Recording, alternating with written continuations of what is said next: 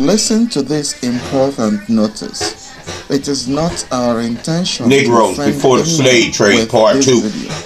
It is also never our intention to preach, suggest, or insinuate hate towards any group, race, tribe, or person. The goal of this video is for you to look for the books, We are all journals, Hebrews, let no one magazines, deceive or other you. publications referenced and study them yourself. Remember, a lie told often enough appears to be true. Please note that the content of this video might be different from the title, so you understand, because we have some pressing questions we need to address. Thank you for your understanding.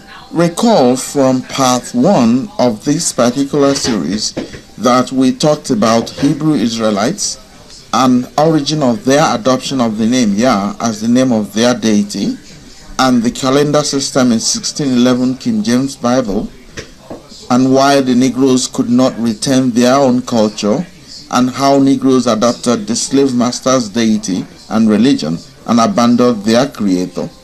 However, you may also recall from previous series that we talked about controlled researches and controlled outcomes, and how Arabs, Berbers, Tuaregs, Fulanis, Europeans, and other non-Negroes connived to capture and sell the Negroes as slaves, and how the scientists, scholars, and other authorities are paid to manipulate history and research outcomes, and about enemies within, and how the armies you have in what is sub-Saharan Africa today and West, East, and Central Africa all came from the slave-raiding terror groups of the non-Negroes at that time, and so on and so forth.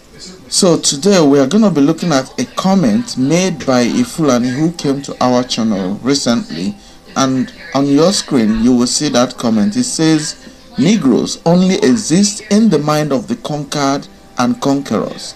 There is no such thing as a Negro. We are African. Take a DNA test and show me Negro. Ignorant. You are reading from white history, you dummy." So we had some replies. The same user went on to tell us that, "I love your videos and I love you, my brother, but you are behind the times when it comes to the evidence of Fulani. You act like our history starts with Arabs. You are from Africa. You should be ashamed of your lack of current knowledge." So he went further to say all, which you can pause this video and listen to. Now we are going to show you why they are so adamant with Africa, why they are driving and trying to sell the African appellation. Remember, the Fulanis were the slave raiders, so, and they work with the Europeans. So you will see why the Fulanis are interested in African and denying the Negro identity. Now, this same user went on to make the following comment: "Your videos are dope, but Dr. Clyde Winters proves beyond a shadow of a doubt you do not fully understand Fulani history from a modern scientific point of view," and he posted a link to a YouTube video. However, you can see our response to him on your screen, but our interest is their emphasis on African and why they are saying African. Remember, these are people working together. Remember, they did the slave trade together. Remember, the Fulanis were the slave raiders and slave captors. Remember, the armies in what you call West, East, and Central Africa today, like the Nigerian army, the Ghanaian army, the Cameroonian army, were the slave raiding terror groups. They just rebranded them. So now we're going to show you why they are so hell-bent on the African appellation. Remember, the likes of Omar Johnson, Professor Gates, and all that, they are paid to sell the dummy of African to you and everyone, to deceive everybody. So you're going to see why they are always fighting to say African, African shortly. But before we do that, let us show you one or two little things to note. Let us quickly reference a book called A History of the Colonization of Africa by Alien Races, written by Sahari H. Johnston and published in 1899. We see the following. So this map on your screen and on the shaded portions are places and areas where the Negroes were stolen from. Note where the Negroes were stolen from. So all the so-called former slaves, whether you call them African American or European American or whatever thing they call them, but the Negroes, that's what they were called then. They used to be called Ethiopians during biblical times. Then during the slave trade of 1434 to 1900, they were called Negroes, and subsequently they now changed to African. So to show you that the same slave hunters and slave raiders are still working together to now impose the so-called African appellation on them, just take note of the area covered. Those are the areas where the slaves are possibly from. It doesn't go beyond that. Like places like South Africa, Zimbabwe didn't experience it. You see places like Somalia and all that, they didn't say it. So that you understand what we're talking about when we show you what they are doing. The Fulani and European and Arab treachery, you see them together in one go. So on your screen is the YouTube video link that he posted. You remember where the user said that Dr. Clyde Winters proves beyond the shadow of doubt that we do not fully understand Fulani history from a modern scientific point of view. Now remember, we told you that they are all about revisionism, and that the only reason they are bringing the African appellation is a lie told often enough. They need to obliterate the Negro identity. That's all they are working on. So we're going to show you how now. So as we promised the user in one of our replies that we were going to watch the video by Dr. Clyde Winters, we did gather here at the Renaissance and watched the video by Dr. Winters. And we asked Dr. Winters the following question, and you can see from your screen what it says. Hello, Dr. Winters. Are you able to provide us with relevant references and citations for your teaching here? Can you also explain to us who you mean when you say African? Because research shows that Africa is made up of different races, including but not limited to Hottentots, Berbers, Arabs, Tuaregs, Pygmies, Kaffirs, Bushmen, Caucasians, Ethiopians, Somalis, Negroes, Negroids, Hamitic Negroes, etc. We find it to be ambiguous when you say Africans because Africa is made up of numerous races. Is it also possible to provide us with bioindicators and biomarkers used to separate or classify the different races as one African? Now, our interest is that research and records show that the Negroes are a distinct and different race from the Arabs, Berbers, Europeans, etc. that captured and sold them as slaves.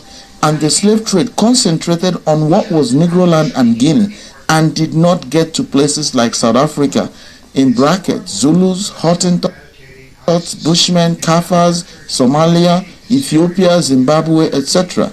The slave trade is also targeted, as clearly indicated if you referenced the history of colonization of Africa by alien races, 1889. It indicated that the Zulus, Krubois, Somalis, etc. could not be bought as slaves. We look forward to hearing from you. Thank you.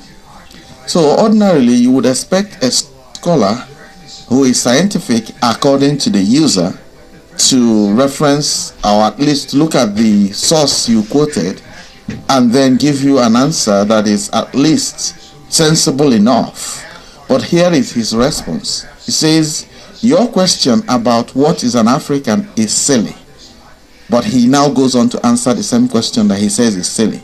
Africans are the black people of Africa as opposed to the Germanic Berbers and white South Africans. So you notice that he has now said the white South Africans are the only ones that are not Africans, and of course the Germanic Berbers.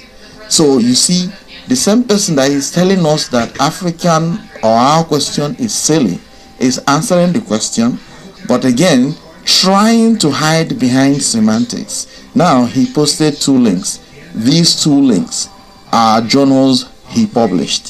So we're going to show you how and why he responded the way he did. Remember, he started with our question being silly. So you might think he doesn't know what he's doing. Two things he's trying to do here is to bully us and then divert attention from anyone who might just be following the trend. Because if you are looking at it and the scholar is telling you that the question is silly, you might just be discouraged And again, remember, they know that Negroes do not read. Like the best way to hide something from a black man is to put it down in a book. So they believe that you're not going to go read it anyway. So they have to dwell and depend on what they say, because it's what they tell you. That's what makes you a slave. And you believe it. That's what makes you a slave. So now he's trying to tell us that Africa is just one place. He didn't answer the questions about biomarkers. He didn't conduct any research about that. The only thing he has is he understands their plan. He understands the game. That's what they are paid for. So we're going to show you. So we followed the 2 links he provided, and yes, truly there are 2 journals which he authored and published. And the first one is A Genetic Chronology of African Y Chromosomes, R-V88 and R-M269 in Africa and Eurasia, Clyde Winters, Department of Archaeogenetics, Hoffman Danfodio Institute, Chicago, Illinois 60643, author for correspondence. So the second journal says, or is titled, African Origin of Native American, R1-M173, Clyde Winters, Hoffman Danfodio Institute, Chicago, Illinois 60643, author for correspondence. Now, even without reading this, you should already have known that this is pure scientific BS. It has no research input. It's just pure BS. They just wanted to use it to deceive people. Remember, that's what they are paid to do. A lie told often enough turns out or begins to look like the truth in the minds of people. So we're going to show you now. You will see it in your own very eyes, and we challenge you to look for the materials referenced and study them yourself. So please remember from his original reply that our question was silly and that Africans were the black people and not the white South Africans, at which you can see that the slave trade didn't get to the South African portion and it didn't get to places like Somalia and all the places. So now our little question to ask you is, what criteria are they using to say only those in the shaded portion are the Africans, and then all the people, all the other places where the slave trade didn't get to are not? Or if he is saying all of them are, so what criteria did they use to capture only those that were in the shaded portion? That should be our little question to ask you, which we are going to show you what they are doing. Their game is very clear. If you were to read, you will see that the game is very, very clear. So in order to capture the context very well, we see from the opposite page that it tells us that man had not long emerged from the monkey before he conceived the idea of enslaving instead of or as well as eating his enemies or his inferiors. Slavery and the slave trade, however, mere servitude, need not excite great horror or pity when it occurs among people of the same race or the same religion, or in countries which are not far from the home of the enslaved. That's what we want you to note. Then he says it is where the state of servitude exists between widely divergent races that it gives rise to abuses which are obvious even to those who are not sensitive philanthropists. So this will tell you how brutal the slave trade was. So now it tells us that the Negro, more than any other human type, has been marked out by his mental and physical characteristics as the servant of other races. There are, of course, exceptions to the Negro general rule. There are tribes like the Kru Boys of the West African coast, the Mandingo, the Wolof, and the Zulu, who have always shown themselves so recalcitrant to slavery that they have generally been let alone, while the least divergence from the Negro stock in an upward direction, such as in the case of the Galas, the Somalis, appears to produce a resolute attachment to freedom. So you can pause the video and read the entire page yourself, or look for the material directly and read through all of it. But our interest is in his published journals, so we show you exactly what they are playing at. You will see it very clearly. But please, we want you to note where it says that the Negroes have a short memory for sorrows and cruelties, and an easily aroused gratitude for kindness and just dealing, We want you to note that because in some of our previous series, we had highlighted the attributes and characteristics of the Negro, which is different from all these other people listed. You have to understand that for them to have been capturing a particular people, there must be a difference between those people and those they were not capturing. This is very important. Note this very, very well, please. Thank you. So now, did you look at the journal he referred us to? So in that journal, our interest is the name of his department, and it says Clyde Winters, Department of Archaeogenetics, Othman Danfodio Institute, Chicago, Illinois 60643, author for correspondence. So now, your question should be, who is Othman Danfodio? Now remember, before something is named after somebody, that person must have done something. So we challenge you to find out, what did Othman Danfodio do for them that they named a school, department, or whatever after him? This question is very, very important, but whichever way, we are still going to show you why, what his name is doing there, and who he is. You probably don't know who he is.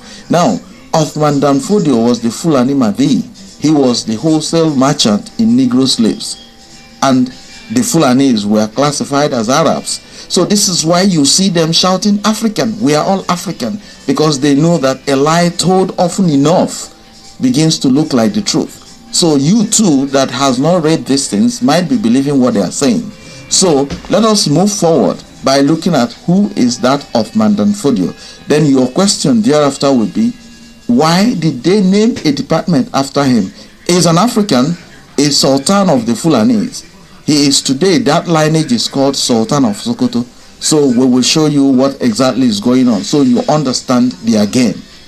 So let us reference a book called Notes on the Tribes, Provinces, Emirates, and States of the Northern Provinces of Nigeria, compiled from official reports by O. Temple, edited by C.L. Temple, 2nd edition, and published 1922. We see the following: Sokoto genealogical tree, and we see number 1, Sheikh Othman Danfodio, 1804 to 1817. Your question here to ask is, why did they name a school after him? Somebody from Sokoto, he must have done something for them.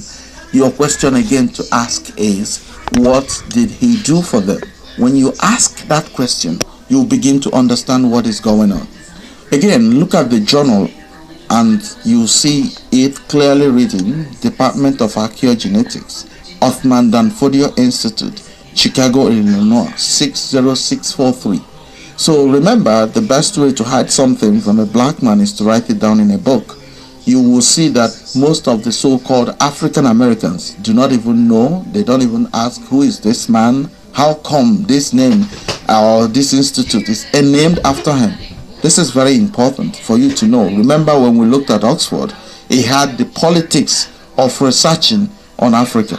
So that politics, that's what they do. They control them. People like Professor Gates, you remember seeing him going to Ghana and all the places to ask people that were born yesterday how the slave trade was done. Those are things they do deliberately because they believe you are a slave. And as a slave, whatever the master says, you will accept. You're not going to go read it. So think about it. All these books are in Professor Gates' library. He's a professor of history in Harvard. So how come he has to go to Africa to ask somebody who knows nothing about the slave trade about it? So this is very important. So now let us show you who Danfodio is, so you understand why they are honoring him.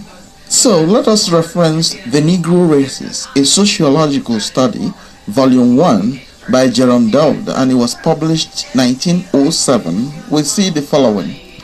However, in the first years of the 19th century, there arose among them a hero warrior and prophet, Sheikh Othman Danfodio, sometimes called the Napoleon of the Sudan, who aroused in his people a spirit of conquest and of nationality.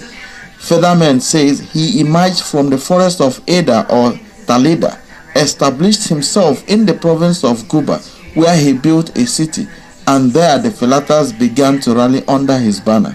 He appointed chiefs over the different divisions, to each of whom he delivered a white standard enjoining upon them to go out and conquer in the name of God and the prophet, adding that Allah had given to the Philetas the lands and the riches of all the unbelievers, because they were the only faithful of Islam.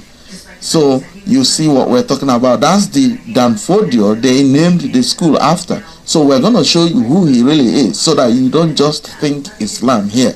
You see who he really is. So going further, it says he affirmed that every Felata warrior, that's Fulani warrior, that was wounded or was killed in battle was sure to gain admittance into paradise. Kanu submitted without striking a blow. Guba followed next, and finally Hausa, Kobe, Yaori, and part of the Nifi were subjugated by the victorious conqueror. That's Danfodio. The Felatas carried their victorious arms as far as Yoruba and Borno. They penetrated into Begami, Wade, Darfur, Adamawa, and into the regions on both sides of the Benue River, but they nowhere constituted a majority of the population, except perhaps in Futajolon. Under Othman, the great empire of the Felatas was established and its capital located at Sokoto. For a while it included Borno, but after a bitter struggle, the natives of Borno, the Kanuris, gained the upper hand.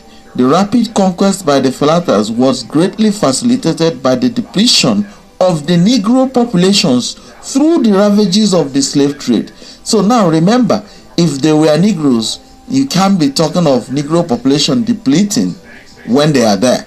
So upon the death of Othman in 1817, the territory which he had conquered was divided between his brother Abdallah and his son Mohammed Bello. So we want you to note these two successors of Othman in 1817, because they were brutal slave raiders. That's just what the Fulanis were doing, and that's why they named the school after him. Now remember to ask yourself the question again. Ask yourself this very question: why are they interested in the we are all Africans but still killing the Negroes? So you notice that he says the Negro population had depleted. Now remember, the Negroes were a distinct group within those whole environments. So they were identified wherever they were, and they were being captured and sold as slaves. So they had no choice. It was exclusive to Negroes. So let us move forward. So here from the book earlier referenced, we see that from the highlighted portion, the Tejani Filani settled in the country lying between the Gambia and Senegal rivers north of Futajelo, where they intermarried with the Futajelo Filani, who had become wandering herdsmen in the districts and whose language they adopted. An Arab, Fodio, that's Othman Dan Fodio, the same that was named to that school, so that you get who they are. They are not Negroes. An Arab, Fodio, and his heirs became chiefs over them. So you see how they became chiefs over them and all that. So our interest is that Fodio was an Arab. That's Danfodio, the same Danfodio that you saw that school was named after. You have to begin to ask yourself, why would they name a school after an African chief? But they keep telling you about Africans sold other Africans, but they never tell you the name of that chief or that king that sold the slaves. So this is one question you have to ask. Ask that question if you are a Negro or a black person, because the reason they do it is they attribute the atrocities of the non-Negroes, that's the Fulanis in this case, who are Arabs, to the Negroes. So while the Fulanis are doing the killings, the Negroes are demonized for the killings. That's a game they are playing, which will become obvious as we move along. So let us reference the Encyclopedia Britannica, 14th edition, a new survey of universal knowledge, volume 9, Extraction to Gambinus, and it was published 1929 or thereabout. So we see the following: Fulani, a long-headed white race of pastoralists of disputed origin, with considerable intermixture of other blood, calling themselves Fubi, singular, Pulo. Distributed from the Upper Nile to Senegal, they have regular features and narrow nose, wavy hair, light complexion, are long-limbed, highly strong. They live independently or near cultivators whose cattle they herd, and in certain districts constitute the ruling class, as in the theocratic states of Futajelon, French Guinea. They conquered the Hausa states of Nigeria about 1804 and maintained precarious power up to the establishment of the British Protectorates 1904. Some have taken up cultivation. They are usually Muslims and observe the Quranic code. A small proportion are animists. Senegal, French Sudan, and on the Niger, and whatever they are writing, but our interest is they were defined as a white race, which you can see because they were like Arabs. The ones that you're seeing that are dark today are just mixture of Fulani and Negro blood. So what has happened is the black ones are trying to claim the privileges the Fulani enjoyed because they were not sold.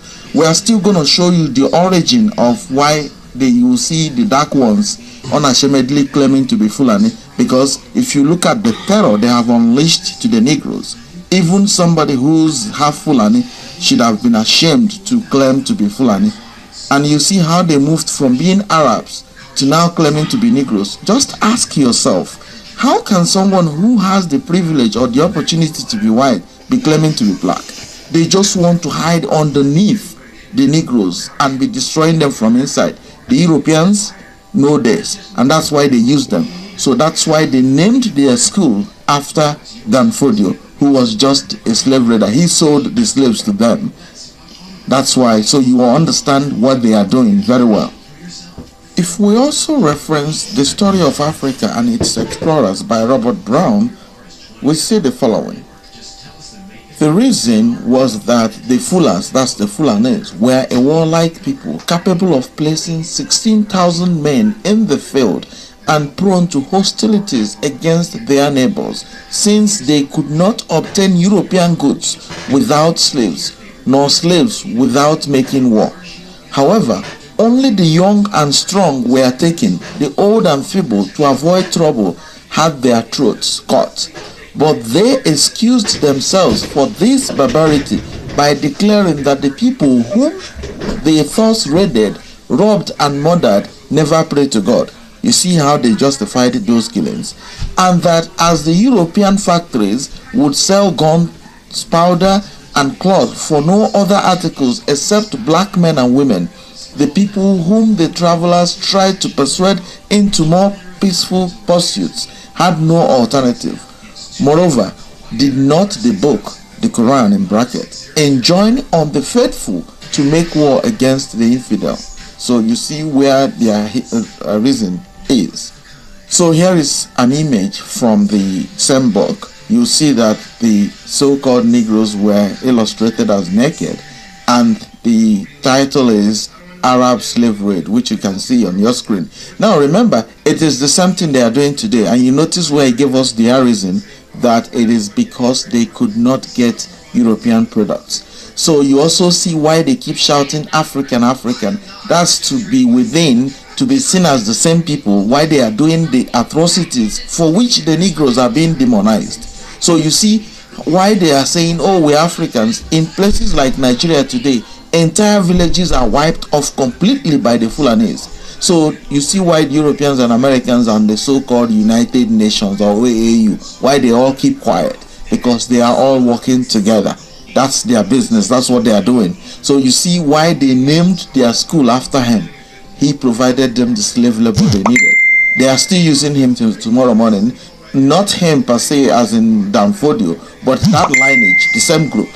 The Nigerian army was the same army he used. You saw where he said they could put 16,000 troops. It's the same troops they converted to the Nigerian army and then started using it as Nigerian army. You will think you are all the same and all that, but that's not true. They have behind the scenes what they are doing, which is why you see them going down south alleging that there is the certification that requires ordinary irrigation. That's just what it needs.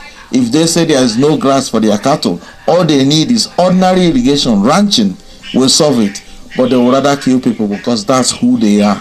Let's move forward. So we believe now that you must have started understanding why they named their school after him. Remember, they couldn't have named their school after him if he did nothing for them. he provided them with the Negro slave labor with which the US was built. That is why they honor him, they give him all the respect that you are looking at. And this is why you notice that the Fulanis are busy shouting how they are all Africans. But they are actually spies or insider that work for the Europeans, for the slave masters. They are actually their footprint. They are actually their foot soldiers. That's what they do for them. So now, let us look at Mohammed Bello that succeeded Othman Danfodio. He was a much more brutal sultan than both Danfodio and the other of his brothers. But let's just look at Mohammed Bello so you understand what is going on. So when you see them say, oh, Sultan is this, is a great kingdom, that's what they are doing. They are using them. But they now pretend to make it look like there is nothing like that. So if you're a Muslim or a Christian and you're a Negro, you know who sold your forebears, you know who captured and sold your slaves. All this blah blah blah of King of Dahomey and all that, you should be able to start asking questions. Ask them, what is the name of the King of Dahomey? How could he have been when we know who did? You see, the army, the Nigerian army, was the slave raiding army that captured and sold the slave. That is why till today, when you threaten oil, which they sell for colored paper, you see that it is the army that comes after the people. If you go to Cameroon, when you talk about self-determination by the Negroes there, called Ambazonia, you will see that they will use their army to massacre them. Ask yourself, are bullets more expensive than rubber bullets or not, or hot water tanks? Is it that they can't afford them? They can. But this is the type of terror the Europeans and Americans, that's the Christians and Jews and of course Muslims and Arabs, tell them to strike on the Negroes. This is an agreed thing. So let us move forward so you get to what we're saying. But just bear in mind that the reason they keep telling you African is so that when you talk like this to condemn their atrocities, they will reply with, oh, we are all Africans, don't divide us. Whereas they are killing you. You see the number of people they are killing in places like Nigeria. That is why the UN, OAU, all of those crap, they do not talk, because it's an agreement. There is a conspiracy they have against the Negroes. So let us reference a book called A Narrative of an Expedition into the Interior of Africa by the River Niger in the steam vessels Quora and Alberca in 1832, 1833 and 1834 by MacGregor Laird and R.A.K. Oldfield, and in 2 volumes published in 1837, we see the following. Rabba is a tributary to Sultan Bello of Sokoto, that's Sokoto today, who occasionally sends soldiers to assist the Rabba army in plundering excursions, that's slave raids. King Osman frequently urged the necessity of our going to Sokoto overland to visit Bello, who he assured us would be glad to see us and give us anything our hearts wished for. The king of Rabba can command 5,000 cavalry and 20,000 infantry. He is daily purchasing horses to add to his troops, who are armed with poisoned arrows and spears, which they haul with unerring aim a considerable distance. Our interest here is the number of troops, the 20,000 infantry and 5,000 cavalry. This was what they now converted to what you call your Nigerian army today, from all those West African frontier forces. You should be able to ask yourself, how did the Europeans get there and now had an army just soon after the slave trade? Remember, during the slave trade, no community was safe. The communities run away when they see the approach of the Fulanis. They were Arabs then anyways. So you need to go and read your books to understand what we're talking about. Don't dwell on what they teach you in class. What they teach you in class is like what they are telling us here about everybody being African, but they are killing the people. You see what they are doing in Nigeria today. But let us move forward. On the opposite page in this same book we're looking at, the army of Rabba is composed of liberated slaves whose freedom is granted them on consideration of their taking up arms. In the winter or wet season, they followed their ordinary occupation, and in the summer or dry season, when the Quora is low, they assemble from all parts of the kingdom of Hausa, Sokoto, Kano, etc. They travel very quickly, taking the unsuspecting inhabitants by surprise. They seldom fail in capturing hundreds of prisoners, as well as cattle, horses, and etc. So you see how they were doing the slave raids. So they converted some freed prisoners on the grounds that they take up arms to join them. You see, they have captured, that's how they replenish it. So you see how they subliminally did the same thing by 1863 when they converted the slave raiding army into what you call Nigerian army, from where came the Ghanaian army and most of the army you have in sub-Saharan Africa. Whether you call it West African Frontier Force or whatever the British called it, that's what they planned. That was their game. They just rebranded the slave trade, as it were. This is why till today self-determination is punishable by death in any regions of sub-Saharan Africa where the Fulanis hold sway. Ordinarily, if you say you want to be free, they kill you. That's just what they're doing. If you watch all the wars you see there, that's all what it's all about. If you even want to develop anything, you say you want to build something, that's what they're doing. That's why we tell you all these ignorant people like Professor Gates being used by them to propagate the theory of or appellation of Africa. That's the only reason they are doing it.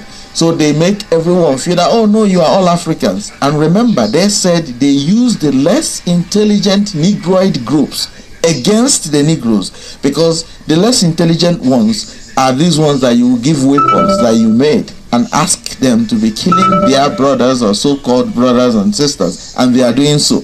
Can you call such a person intelligible enough? Or somebody that is intelligent that you ask to kill people with weapons you make and sell to him and he agrees? So you understand what we're saying, but that's why they are talking about African. If you check the Fulanese, they will be first to tell you, oh, we are all Africans. They will also be the first to kill you. And they don't just kill one person, they will kill an entire community, wipe it out completely, because that's who they are. But let us move forward.